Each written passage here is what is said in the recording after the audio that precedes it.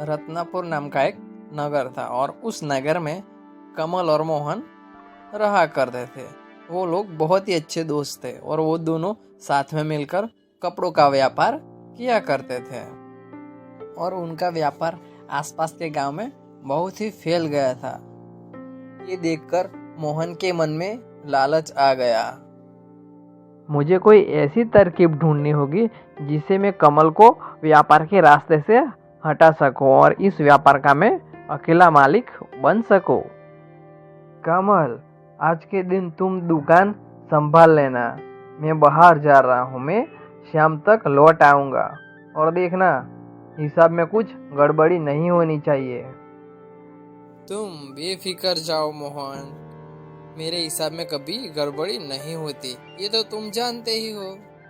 फिर शाम होने के बाद मोहन लौट आता है और उससे हिसाब की बात करता है। हाँ भाई कमल, कैसा रहा आज का दिन? तुमने कितना मुनाफा कमाया? आज तो मैंने 5,000 रुपए का मुनाफा किया है। क्यों मजाक कर रहे हो कमल? मजाक करने की तुम्हारी आदत अभी तक गई नहीं है।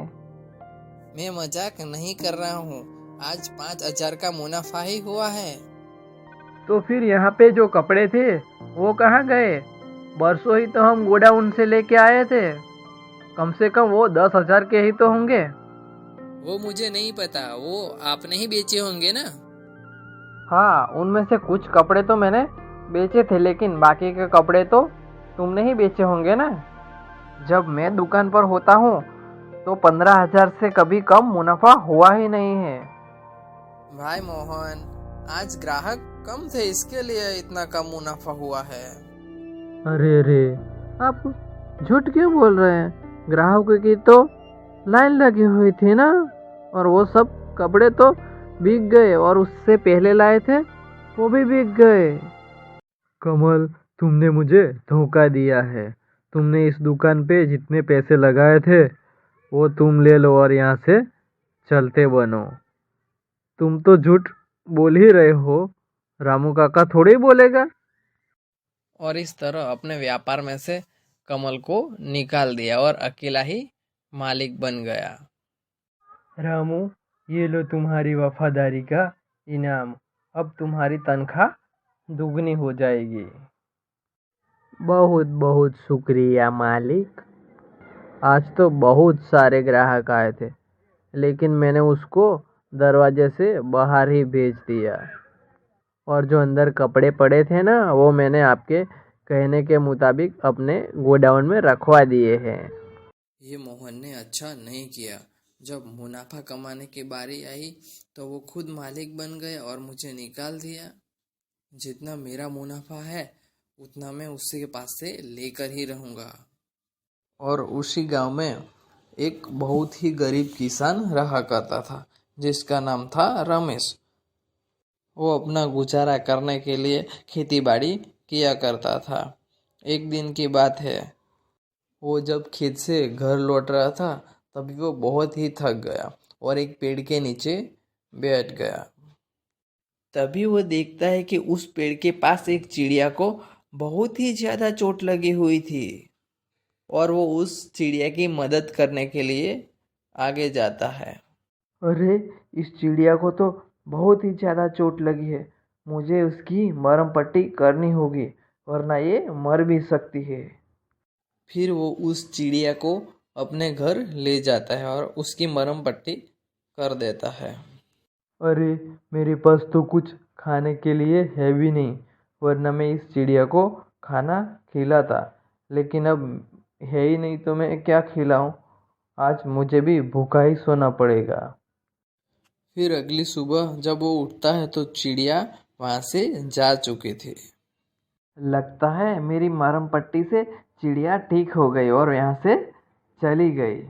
ये अच्छा हुआ, वरना मेरे पास रहती तो मैं उसको क्या खिलाता। जब मोहन एक रात को सो रहा था तभी मोहन को किसी की आवाज सुनाई लगती है। मोहन, तुमको पैसे चाहिए या नहीं? मुझे सोने दो, परेशान मत करो।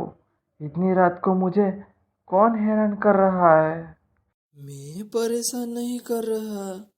तुमको पैसे चाहिए तो रमेश के खेत में एक पेड़ है, उस पेड़ के नीचे जाके तुम खुदाई करना और तुमको पैसे मिल जाएंगे।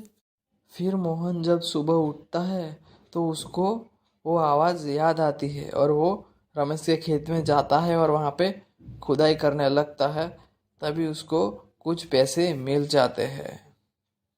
अरे, ये तो सच में पैसे हैं यहाँ पे। तो फिर वो आवाज़ किसकी थी और वो मुझे ही क्यों सुनाई दे रही? शायद मैंने कोई बहुत ही अच्छा काम किया रहेगा, तभी मेरे को ये पैसे मिले हैं। फिर अगली रात रमेश को मोहन फिर से वही आवाज़ सुनाई देने लगती है। मुझे तो बहुत सारे पैसे चाहिए, वहाँ पे तो बहुत ही कम थे।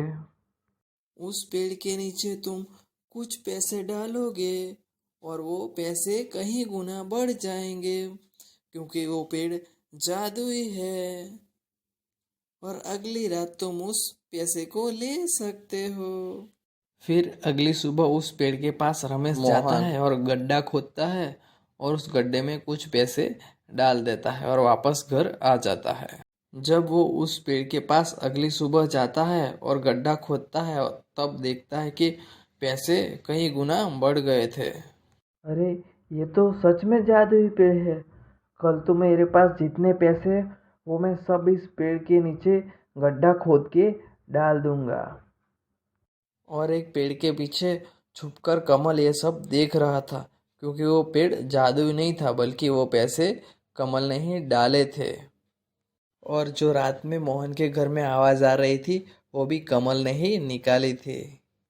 कल तो मोहन के पास जितने भी पैसे हैं वो मेरे हो जाएंगे, क्योंकि वो आज रात को इस पेड़ के नीचे पैसे डालेगा और उसको मैं निकाल लूँगा। जब वो सुबह निकालने आएगा तो उसको कुछ पैसे मिलेंगे नहीं। फिर उसको पता चलेगा कि मुझको व्यापार से निकालने का अंजाम क्या होता है। फिर अगले दिन मोहन अपने पास जितने भी पैसे थे वो इकट्ठा कर लेता है और अपने सगे संबंधियों में से भी पैसे ले आता है और आसपास वाले लोगों से भी पैसे ले लेता है। और सुबह जाता है और उस पेड़ के नीचे गड्ढा खोदता है और वहाँ पे पैसे डाल देता है और वापस आ जाता है। 4-5 दिनों से वो चिड़िया ये सब देख रही थी। जब रात होती है तो वो रमेश को जगाती है। रमेश, तुमको अब अमीर बनने का समय आ गया है। तुम्हारी ये गरीबी खत्म करनी है तो जल्दी से जाग जाओ। तुम तो वही हो ना जिसकी मैंने मरहम पट्टी की थी। अच्छा हुआ तुम अच्छी हो ना। अब तुम्हारी गरीबी मिटाने का समय आ गया है। तुम्हारे खेत में पेड़ है, उसके नीचे एक गड्ढा खोदो और उस गड्ढे में बहुत सारे पैसे मिलेंगे। वो पैसे तुम ले आओ और अमीर बन जाओ।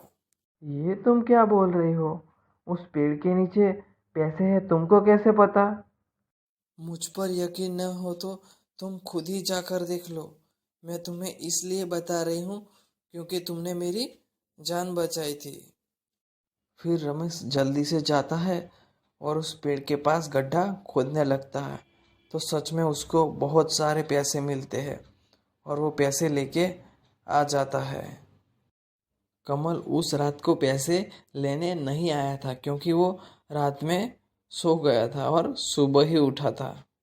जब कमल सो के उठा तो जल्दी से रमेश के खेत की तरफ आने लगता है और उस पेड़ के पास पहुंचता है तो देखता है वहाँ पे खड्डा पहले से ही खुदा हुआ था और वहाँ पे मोहन खड़ा हुआ था। अरे कमल, तुम यहाँ पे क्या कर रहे हो? बस मैं तो यहाँ पे घूमने के लिए आया हूँ, पर तुम बताओ यहाँ पे क्या कर रहे हो। सच सच बताओ, तुमने ही यहाँ से पैसे निकाले हैं ना? मैं यहाँ से पैसे कैसे निकालूंगा, मैं तो अभी यहाँ पे आ रहा हूँ। मतलब है कि तुमने पैसे नहीं निकाले, तो पैसे निकाले किसने? मोहन, तुम बहुत ही बेवकूफ़ हो। तुम्हारी वजह से मेरे पैसे भी चले गए। फिर कमल उसको सब बात बता देता है कि कैसे उसको नींद में आवाज़ सुनाई दी और वो पैसे किस तरह दुगने होते गए। अरे कमल, मैं तो बर्बाद हो गया क्योंकि मैंने सबके पास से पैसे लिए हैं। बर्बाद तो तुम नहीं बल्कि हम दोनों हुए हैं।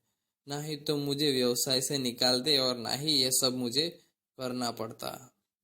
अब हम दोनों कंगाल हो चुके हैं।